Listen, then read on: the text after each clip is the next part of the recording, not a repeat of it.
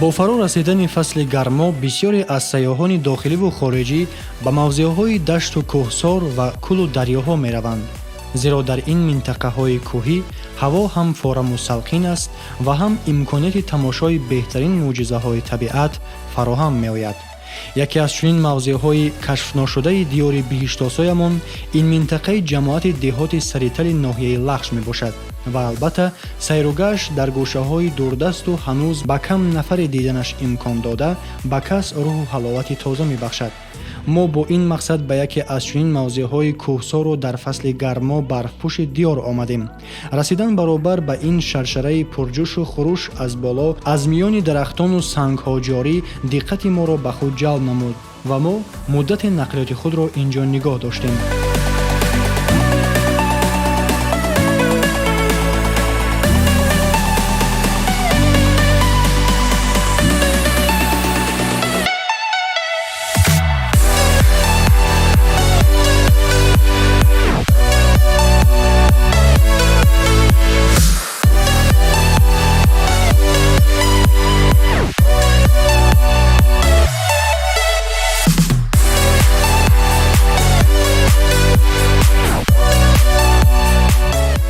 дуруд биёндагони азиз, нашри навбатии барномаи экотуризм аст аз телевизиони сайёҳӣ ва ҳунарҳои мардумӣ манзуратон.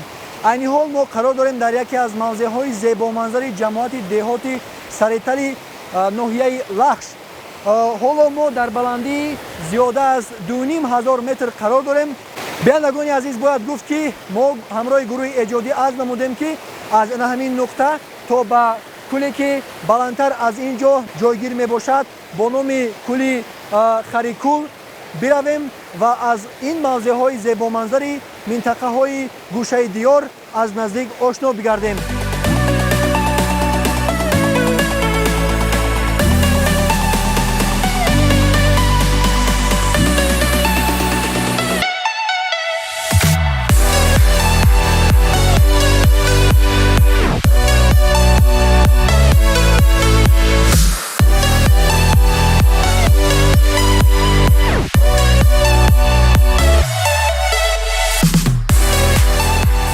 ба ростӣ дидани шаршараи ширбарин сафеду зулол як тараф, гулҳои рангоранги атрофи он ки хеле зебо қад кашиданду табиати атрофро зебу зиннат доданд, бешубҳа ҳар бинандаро мафтуни худ мекунанд. тавре маълум мегардад, дар ин мавзеъ бо сабаби аз сатҳи баҳр баланд будану ҳавои салқин доштанаш миқдори зиёди гулугиёҳҳои назаррабою шифобахши кӯҳӣ маҳз дар ҳамин моҳҳои гарми тобистон гул мекунанд. чӣ аҷаб, замоне ки дар водиҳо аз гулҳои рангорангу шукуфон асаре намемонад, дар ин баландиҳо баҳорро метавон дубора тамошо кард. ҳоло тавре ки аз суҳбат бо роҳбаладамон маълум намудем, ин шаршара аслан аз оби чашмаи аз боло аз дохили кӯҳ бароянда ба вуҷуд омадааст. аз манбааш оби чашма тавассути роҳҳои табиӣ ҳосил кардааш нишеб шуда ба ин ҷо омада, заминаи пайдоиши ин шаршараи назаррабо аз баландии 50 метр гардидааст. чандин сол пеш ин чашма ва ин дарахтони гирду атрофи он низ набуданд, вале акнун тавре мегӯянд он ҷое ки об аст, он ҷо ҳаёту ободӣ пойбарҷост. ин ҷо манзурамон балонаи паррандае афтод ки дар миёни анбӯҳи дарахтони назди шаршара тухм гузоштаву ҳоло чӯҷа баровардааст. бале, албатта ҳамеша он чизе ки бо роҳи табиӣ ҳосил шудааст дилфиреб ва беҳамтост. ин ҳама манзара, табиати мафтункор, шаршараи тезоб ва яхину ширин, гулу дарахтони атроф, ҷонварон, боду ҳавои муаттар, кӯҳҳои барфпӯш дар пасманзари талу теппа ва кӯҳҳои сабз эҷоди бемисоли табиат аст.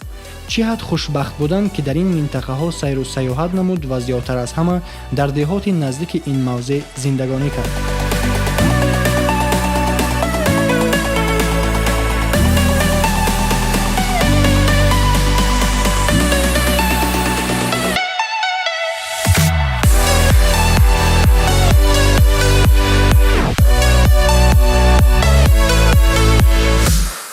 гирмон астай, кӯли қазоқон астай, кӯли Харикул астай, кӯли яшилкӯл ҷойгир шудагӣ дар мо. масофаи кӯли Қуштиягирмен 6 гектар астай, кӯли қазоқон 11 гектар мебошад, кӯли Харикул ин калонтарин кӯл астай ки 118 гектар мебошад. баъд яшилкул тай пиряхода ҷойгир шидаги унҷа ҳам масофаш қариб 80 гектар аст унҷо. дар бари яшилкул пиряхи баралмас ҷойгир шидаги, хоб кӯҳо қариб унҷо ҷойгир шидаги, сайёҳҳо ҳамин линия қатӣ меравад, ҳамин сайр қатӣ меравад, ҳаминҷа бисёр вақт ҳамин пеши яшилкулда ҷойгир мешавад.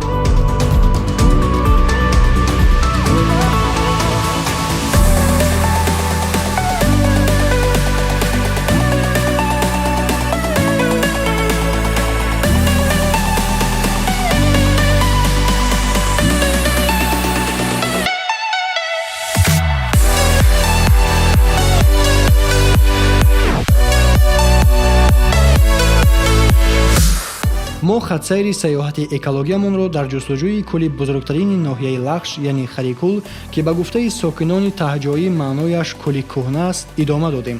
ба ҳангоме ки ба болотари ин кӯҳ баромадаву дар баландии 3000 метр аз сатҳи баҳр қарор гирифтем, манзараи зебою фараҳбахши табиати он моро аз идомаи роҳ боз дошт. аз нахлиёт пиёда шудем. ин ҷо чандин гулу гиёҳҳои наврӯстаи мавҷуданд, ки аз тамошояшон кас ҳаловат мебарад. дар гирду атроф гову бузу гӯсфандон низ ягон ба назар мерасед, ки аз алафҳои сабзутари ин мавзеъ мечариданд. ин ҷойҳо аллакай ба гуфтаи мардуми таҳҷоӣ дербоз ҳамчун чарогоҳ хизмат мекунад. алафашро барои хӯроки чорбо ва гулу гиёҳашро барои дармон бахшидан ба чандин давоҳо истифода мебаранд. дар заминҳои аз сатҳи баҳр нисбатан пасту ҳамвораш бошад, картошка киш мекунанд ва ё боғ бунёд менамоянд.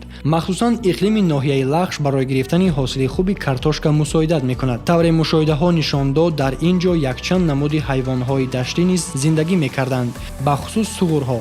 сари ҳар як қадам суроხии хонаҳояшон ба чашм мерасид. суғур ҷонвари сурхчаи гурбамонанд буда, хӯроки асосияш растаниҳо ва баъзе аз намудҳои ҳашарот мебошад. дар баъзе аз мамлакатҳо ин навъи ҷонвар аллакай зери маҳвшавӣ қарор дорад. суғурро бештар барои пашм ва равғанаш шикор мекунанд. дар ин баробар дар дашту кӯҳҳои ҳудуди ноҳия якчанд намуд ҳайвонҳои маъмулии ваҳшӣ ва нодир сукунат доранд, аз ҷумла хирси маллаи тиёншонӣ, бабри барфӣ, бузи кӯҳӣ, гург, хук, харгӯш, кабк ва ғайра. инак пас аз ками дигар боло баромадан ниҳоят мо расидем ба макони бузургтарин кӯли ноҳияи Лахш.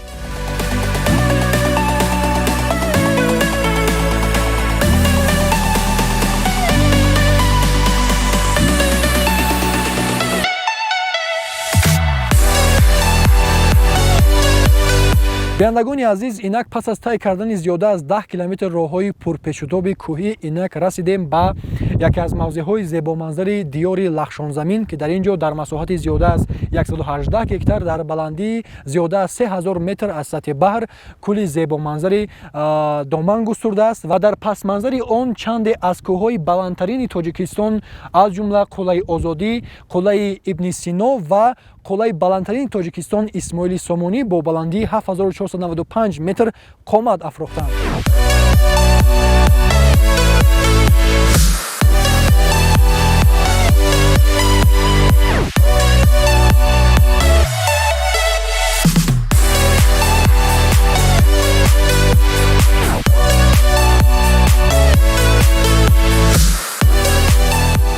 кӯли мазкур дар миёнаи талу теппа ва манзараи кӯҳҳои барфпӯши қаторкӯҳҳои Помир ниҳоят мавзеи назаррабою дилфиребро офаридааст, ки ҳар як нафар мафтуни зебоии табиаташ мегардад.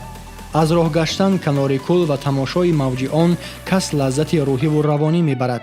илми тиб исбот намудааст, ки беҳтарин садо барои ором намудани асабҳо ин маҳз садои шилрос ва ё мавҷ задани об аст. ҳангоми назар кардан ба паҳноии кӯл назарамон ба ин паррандаҳо афтод, ки барои чанд лаҳзае ба ин ҷо фаромада омаданд. дар як назар кӯл дорои якчанд ҷазираҳо менамояд. дар воқеъ ҳамин тавр аст, аммо ин ҷо ҷазираҳои оддиву хушкнӣ. онҳо обсабзҳою гулҳоянд, ки болои мавҷи об гӯё арғуш мераванд ва ин бошад ба назар хеле назарраво намудор мешавад. албатта қадамзанон лаби соҳили кӯли паҳновар фикрҳо равшан мешаванду ҷисм қувват мегирад. воқеан табиат тамоми зебояшро ин ҷо бо тамоми нафосату фасоҳат арзонӣ доштааст. талу теппаҳои сарсабз, ҷӯйчаҳои аз миёнаашон ҷоришаванда, ҷонварон, паррандаҳо, аспҳо, чорвои калону майда дар атроф ва кӯли бузурге ҳамчун нишонаи ҳастии ҳаёт дар марказ ва ниҳоят дар пасманзари ин ҳама мӯъҷизаи дигари табиат, кӯҳҳои сарбафлоку бой аз захираҳои обии минтақа. қаторкӯҳҳои помирро дидаю боди салқини барфҳояшонро ҳис карда фикр мекунед ки гӯё шумо дар боми ҷаҳон қарор доред. воқеан қисми зиёди сайёҳоне ки имрӯз ба тоҷикистон меоянд бештарашон аз қаторкӯҳҳои помир дидан кардан мехоҳанд, зеро ба андешаи онҳо сайёҳи ба тоҷикистон омада бояд ҳатман қаторкӯҳҳои помирро бо баландтарин қуллаҳояш ки ҳамчун боми ҷаҳон дар дунё шӯҳрат доранд аз наздик дида бошад. ва ҳамакнун ин манзараҳоро тамошо карда ҷумлаи то ба ҳол оддии тоҷикистон мамлакати кӯҳсор ва бой аз захираҳои обист дар фикратон якҷаҳон маъно пайдо мекунад. дар мамлакатамон ба ин монанд манзараҳои дилфиребе ки то ҳанӯз дар бораашон маълумоти кофӣ вуҷуд надорад бениҳоят зиёд аст ва зарур мебошад ки онҳоро ба таври зарурӣ муаррифӣ сохт. тавре аз гуфтаи сокинони таҳҷоии минтақа бармеояд, Харикул ҳарчанд масоҳати бузург дошта бошад ҳам он на он қадар чуқурӣ зиёд дорад.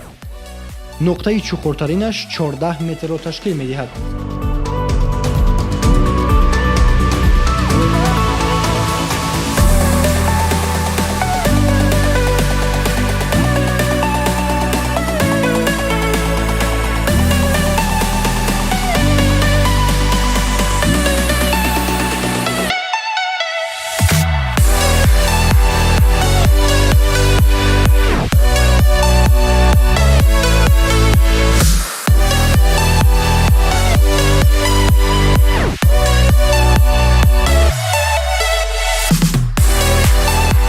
ҷамоати деҳоти Саритал дар деҳаи Осиёбон кӯли калон дар масофаи 118 гектар ҷойгир аст ки таи чанд соли охир сатҳи оби кӯл бинобар кам шудани манбаъҳояш ки аз барфу боронҳо сарчашма мегиранд 2 метр кам шудааст. ин кӯл дар мавзеи ниҳоят зебо дар доманаи кӯҳҳо дар баландии бештар аз 3000 метр дар сатҳи баҳр ҷойгир мебошад ки назари ҳар сайёҳро ба худ ҷалб месозад. қайд бояд намуд ки дар ин мавзеъ гулу гиёҳҳои гуногун низ хело зиёд аст. инчунин дар ин мавзеъ якчанд намуди ҳайвонҳо мавҷуд ҳастанд аз қабили бузи кӯҳӣ, хирс, гург ва дигар намуди ҳайвонҳо хело зиёд ҳастанд. дар наздикии ин кӯл боз як чашмае мавҷуд аст ки аз миёни кӯҳ фавора зада баромада дар поёноб аз болои кӯҳпораҳо ҷорӣ шуда як шаршараи зебо дилфиребро ба вуҷуд овардааст. дар ҳудуди ноҳия кӯҳҳои осмонбӯс, кӯлҳои зиёд, чашмаҳои шивобахш ва дигар мавзеъҳои тамошобоб бисёр ҳастанд ки барои рушд бахшидани сайёҳатҳои кӯҳнавардию экологӣ ва табобатӣ дар ноҳия мусоидат мекунад.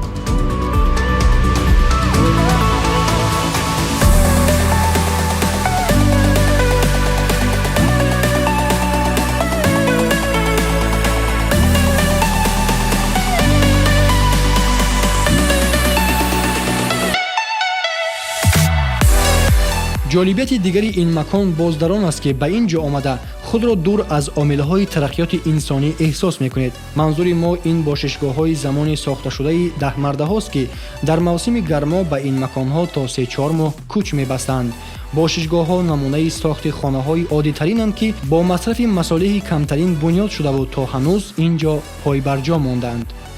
дар хусуси пайдоиши Харикул ривоятҳо зиёданд.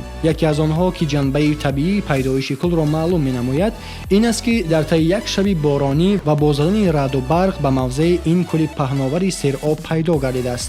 ҳамин тавр Харикул бо зебоиву бузургиаш, асрорангезии ривоятҳову кӯҳҳои барфпӯши атрофаш, боду ҳавои салқину форамаш, ялақоси мавҷҳояш дар партави нурҳои рахшони офтоб гӯшае аз биҳиштро мемонад.